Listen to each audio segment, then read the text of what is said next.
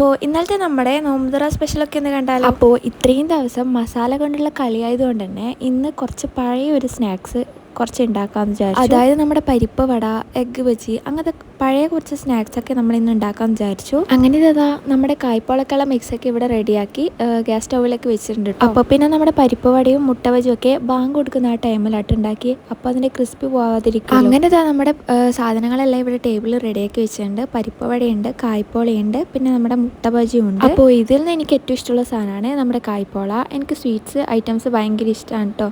അപ്പോൾ പരിപ്പ് വടയും മുട്ട ബോണ്ടയും എല്ലാം നല്ല ടേസ്റ്റ് ഉണ്ടായിരുന്നു. അങ്ങനെ ബാങ്ക് കൊടുത്തപ്പോൾ ഓരോ കടികളായി എടുത്ത് കഴിച്ചു. ഈ പരിപ്പ് വട സോസിൽ മുക്കി കഴിക്കുന്ന എത്ര പേരുണ്ടെന്ന് താഴെ കമൻറ്റ് ചെയ്യും കേട്ടോ. ഇന്നലെ ആദ്യമായിട്ടാണ് ഞാനിത് ട്രൈ ചെയ്ത് നോക്കുന്നത്. എനിക്ക് ഭയങ്കരമായിട്ട് ഇഷ്ടപ്പെട്ടു. അങ്ങനെ പിന്നെ നിസ്കാരമൊക്കെ കഴിഞ്ഞപ്പോൾ നമ്മൾ ചിരണ്ടേസൊക്കെ വാങ്ങിയിട്ട് വന്നു കേട്ടോ. കട നമ്മുടെ വീടിൻ്റെ അടുത്തായതുകൊണ്ട് തന്നെ കണ്ടാൽ വാങ്ങാതിരിക്കാൻ പറ്റില്ല കേട്ടോ. അങ്ങനെ വാങ്ങിപ്പോയതാണ്. അതിങ്ങനെ മിക്സാക്കി കഴിക്കാൻ നല്ല ടേസ്റ്റാണ്. അപ്പോൾ ഇത്രയേ ഉള്ളൂ.